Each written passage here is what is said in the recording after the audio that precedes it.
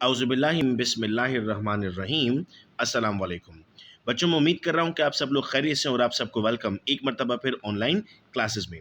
Students, जो MD cat का syllabus दिया गया पीएमसी की तरफ से, उसमें हमारे पास एक चैप्टर है एंजाइम। आइए इस वीडियो लेक्चर में हम एंजाइम के टॉपिक को बहुत अच्छे तरीके से समझते हैं। जितने भी की पॉइंट्स हैं वो इस वक्त आप देख रहे हैं, और जो ड्राइव का एक्सेस बेटा आप लोगों को मिला हुआ है, उस ड्राइव के एक्सेस पर इसका पीडीएफ में अपलोड कर दूंगा ताकि बाद में भी आपको पढ़ने में आसानी हो।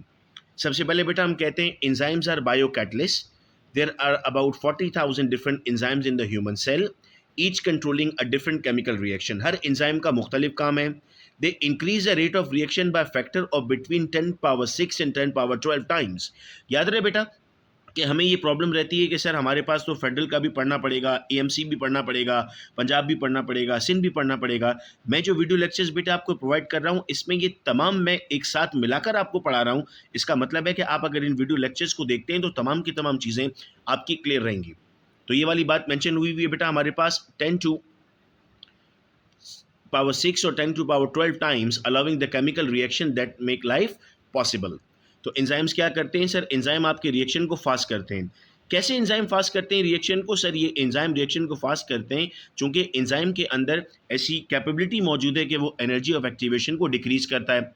अब क्या क्या प्रॉपर्टीज है एंजाइम की? हम कहते हैं sir all are globular protein. तो एंजाइम प्रोटीनस इन नेचर है। They increase the reaction rate while remain unchanged.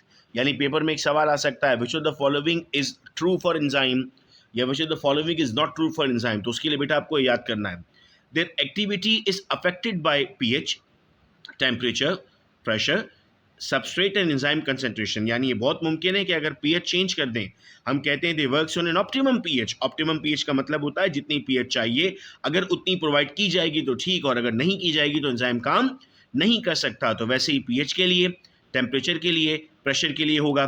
The enzyme is specific for a particular reaction. हर एंजाइम स्पेसिफिक होगा हर रिएक्शन के लिए। ऐसा नहीं होता कि हमारे पास हर एंजाइम कोई भी रिएक्शन कर लेगा।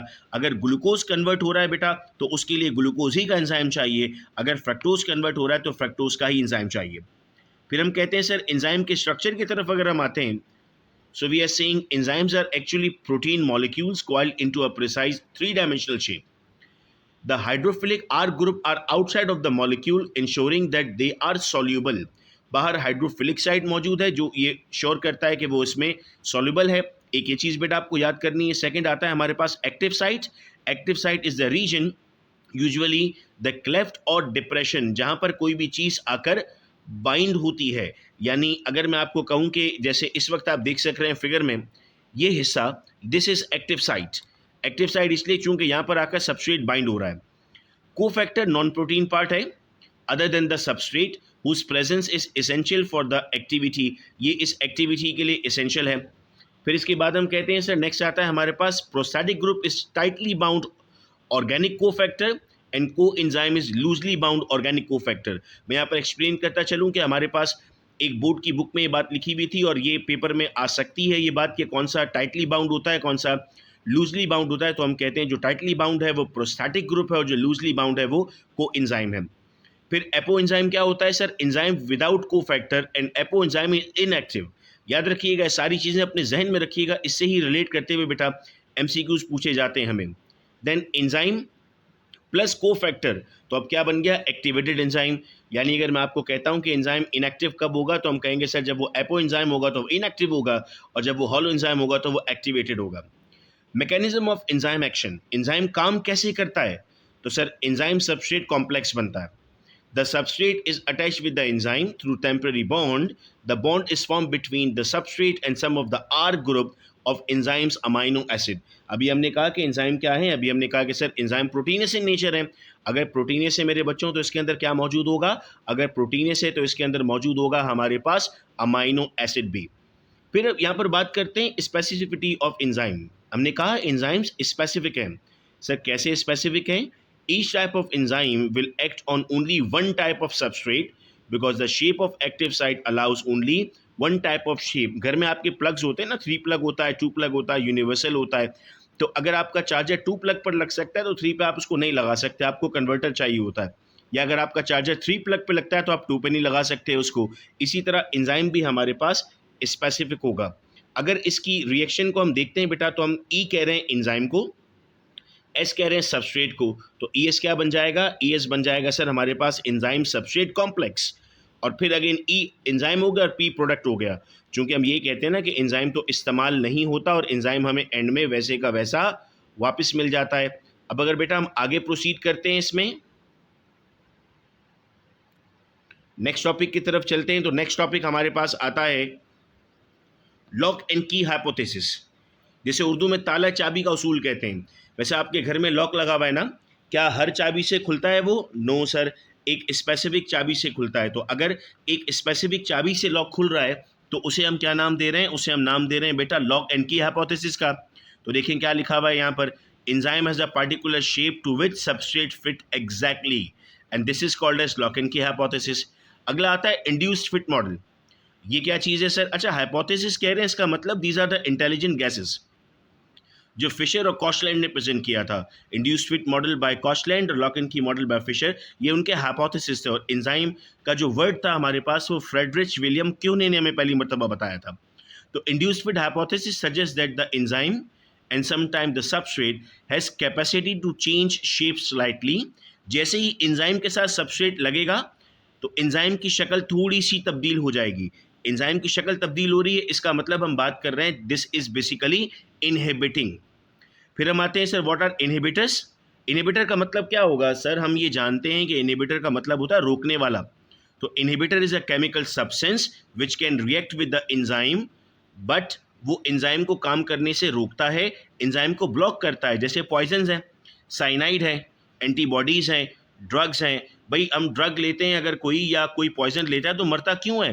क्योंकि बॉडी में काम करने वाले एंजाइम बंद हो जाते हैं, काम करना छोड़ देते हैं, इसलिए वो मरता है। अब हमारे पास इनहिबिटर की भी टाइप्स आ गई, रिवर्सिबल और इरिवर्सिबल। याद रहे कि कुछ बुक्स में ये इस तरीके से लिखा गया है, कॉम्पिटिटिव और non competitive. They check the reaction rate by occupying the active site और डिस्ट्रॉइंग द स्ट्रक्चर। अगर ये एक्टिव साइट पर लग गए और इन्होंने इसको तबाह कर दिया तो बेटा इसको हम नाम देते हैं इरिवर्सिबल का। यानी एक्टिव साइट अगर ख़राब हो गई है तो अब कुछ भी नहीं हो सकता। दे occupy the active site by forming covalent bonds. अगर आप रिवर्सिबल पर आते हैं तो हम कहते हैं they form weak linkage with the enzyme, their effect can be neutralize. Reversible का मतलब तो वैसे भी क्या होता है, जिसको दोबारा से ठीक किया जा सकता है, और इरिवर्सिबल का मतलब होता है जिसे बिल्कुल ठीक नहीं किया जा सकता। अब हम कहते हैं सर रिवर्सिबल में हमारे पास दो टाइप्स आती हैं, दे फॉर्म वीक लिंकेजेस हो गया, इसकी टाइप्स में आता है कॉम्पिटिटिव। कॉम्पिटिटिव का मतलब है एक्टिव साइट को ऑक्यूपाई करने वाला, और नॉन कॉम्पिटिटिव का मतलब होगा बेटा हमारे पास जो नॉन एक्टिव साइट को ऑक्यूपाई करता है। यानी हमारे पास अगर हम नॉन कॉम्पिटिटिव इनहिबिटर की एग्जांपल जानना चाहें तो मैं इसको आसान लफ्ज़ों में आपको यूँ भी समझा सकता हूँ कि सर अगर आपकी सीट पर कोई बैठ जाता है तो आप उस पर नहीं बैठ पा रहे, ये कॉम्पिटिटिव था। लेकिन आपकी सीट पर कोई भी नहीं बैठा, लेकिन आपकी सीट पे पानी फेंक दिया या गंदा कर दिया, तो ये क्या बन गया सर? ये नॉन कॉम्पिटिटिव बन गया। They form the enzyme inhibitor complex at a point other than the active site, they alter the structure of enzyme in such a way that even if genuine substrate bind the active site, catalyst fail to take place। यानी अगर सच्ची का substrate भी लग जाएगा तो इन्होंने उस स्ट्रक्चर को ऐसा कर दिया है, नॉन एक्टिव कर दिया है कि वो फर्दर आगे काम नहीं कर सकता। मैं उम्मीद कर रहा हूँ तमाम बातें आपको समझ में आती जा रही हैं। और इस वक्त मैं ये भी साथ साथ बताता चलूँ कि इससे पहले हमने बायोडाइवर्सिटी का चैप्टर किया, फिर उसके बाद हमने बायोलॉजिकल मॉलिक्यूल्स का चैप्टर किया, और आज की इस क्लास में हम इस चैप्टर को डिस्कस कर रहे हैं। दो मेथडोलॉजीज़ में हम क्लासेस कंटिन्यू कर रहे हैं बेटा अपनी। जूम पर भी क्लास हो रही है हमारी, और ये रिकॉर्डेड लेक्चर्स भी आपको ड्राइव के थ्रू मिल रहे हैं ताकि आपकी इससे प्रैक्टिस और ज़्यादा अच्छी होती रहे। अब आते हैं फैक्टर्स अफेक्टिंग एंजाइम एक्टिविटी पर। यहाँ पर कुछ चीज़ें बेटा आप लोगों को याद करनी है। Enzymes have an optimum temperature. Optimum temperature का मतलब क्या होगा सर? जितना चाहिए उतना टेम्परेचर प्रोवाइड करें। For mammal, this is about 40 degrees centigrade, but there are enzymes that work best at very different temperature. Enzyme for the Arctic snowflow at -10, and enzyme for thermophilic bacteria is 90. ये बेटा आपको याद करना होगा। Up to the optimum temperature, the rate increase dramatically with increase in temperature. Rate क्यों increase होता है? क्योंकि सर जब आपके पास टेम्परेचर इंक्रीज होता है तो मॉलिक्यूल्स की एवरेज काइनेटिक एनर्जी बढ़ती है, और जब एवरेज काइनेटिक एनर्जी बढ़ेगी हमारे पास तो हम कहते हैं उनकी थ्रेशोल्ड या एक्टिवेशन एनर्जी कम हो जाएगी। अब ये जो वैल्यूज़ बेटा यहाँ पर दी हुई हैं, पीडीएफ जब आपके साथ ड्राइव में शेयर होगा तो इन वैल्यूज़ को एक मरतबा आप सबने याद करना है कि कितने डिग्री सेंटीग्रेड पर हमारे पास कितना इंक्रीज होने जा रहा है. This rate is not zero at zero, so enzyme still work in the fridge and food still goes off, but they work slowly. Enzyme can even work in ice through the rate. Now the rate is extremely slow due to the very slow diffusion of enzyme and substrate molecule through the ice lattice. 0 पर enzyme काम कर रहे हैं लेकिन ना होने के बराबर काम कर रहे हैं, और 100 पर वो जाके डिस्ट्रॉय होना स्टार्ट हो जाते हैं. फिर नेक्स्ट फैक्टर हम कहते हैं हमारे पास आता है सर पीएच. पीएच के लिए हम कहते हैं sir enzymes have an optimum pH. Enzymes के पास एक ऑप्टिमम पीएच है. For most enzyme this is about pH of 7 to 8, चूँकि फिजोलॉजिकल पीएच बहुत सारे सेल्स की हमारे पास 7 to 8 है. लेकिन अगर बेटा मैं एसिडिक की बात करता हूँ तो ये पीएच चेंज हो जाएगी. अगर मैं बेसिक की बात करता हूँ तो ये पीएच चेंज हो जाएगी. मतलब आपके स्टमक में जो पीएच है वो एसिडिक है और आपकी इंटेस्टाइन में जो पीएच है वो बेसिक है. तो ये आपके पास चेंज आ रहा है. देखो for example carboxylic acid will be अनचार्ज at low pH but charge at high pH. तो पीएच चेंज हो रही है हमारे पास, एंजाइम चार्ज चेंज हो रहे हैं. देन आता है एंजाइम कंसंट्रेशन. जितने ज़्यादा बेटा एंजाइम होंगे उतनी ज़्यादा एंजाइम की एक्टिविटी होगी, जितने कम एंजाइम होंगे उतनी एंजाइम की कंसंट्रेशन कम होगी. देन नेक्स्ट हमारे पास आता है बेटा सबस्ट्रेट कंसंट्रेशन. हम कहते हैं सर सबस्ट्रेट कंसंट्रेशन में हमारे पास सबस्ट्रेट अगर बढ़ेंगे तो रेट बढ़ेगा, लेकिन एक वक्त आएगा कि जब सैचुरेशन आ जाएगी यानी एंजाइम और सबस्ट्रेट कंप्लीट हो जाएंगे, तो अब अगर सबस्ट्रेट बढ़े तो आपके एंजाइम काम नहीं करेंगे क्योंकि एबनॉर्मल कंडीशन बन जाएगी. और नेक्स्ट टॉपिक आता है फिर हमारे पास कोवलेंट मॉडिफिकेशन. कोवलेंट मॉडिफिकेशन से बेटा हमारी मुराद ये होगी कि enzymes, the activity of some enzyme is controlled by some other enzymes. कुछ और एंजाइम्स उसे कंट्रोल कर रहे होते हैं. मिसाल के तौर पर आपने ये पढ़ा है कि जो पेप्सिनोजिन है वो इनएक्टिव है. जब HCl उसके साथ अटैक करता है तो वो क्या बनता है, वो पेप्सिन बनता है. तो HCl के अटैक के बाद बेटा वो पेप्सिन बनेगा. पेप्सिन का मतलब ये है कि ना pepsin is the active enzyme, लेकिन वो किस पे डिपेंड कर रहा था, वो तो HCl पे डिपेंड कर रहा था. तो हमारे पास ये वाला पॉइंट कहलाएगा कोवेलेंट मॉडिफिकेशन का. मैं उम्मीद कर रहा हूँ बेटा कि अब ये तमाम बात आपको समझ में आ चुकी है. और अब अगर मैं आपको लेकर चलूँ इस चैप्टर के MCQs की तरफ, तो हम देख सकते हैं कि अब इस चैप्टर में हमारे पास कुछ MCQs मौजूद हैं. इसका PDF बेटा जब ड्राइव पर अपलोड हो जाएगा आपके पास नोटिफिकेशन आ जाएगा. जिन जिन लोगों के पास ड्राइव का एक्सेस है तो ये बेटा आपको क्वेश्चंस नज़र आ रहे हैं. दीज आर अराउंड 30 क्वेश्चंस जो आपसे यहाँ पर पूछे जा रहे हैं.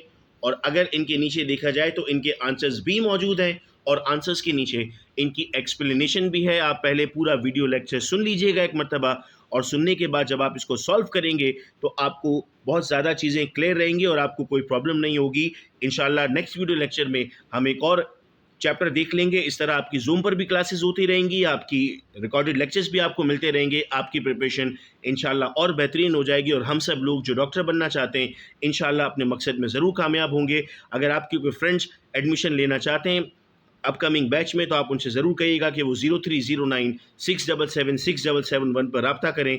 अब आप सबका बहुत शुक्रिया. अपना ख्याल रखिएगा आप सब लोग. अल्लाह हाफिज़.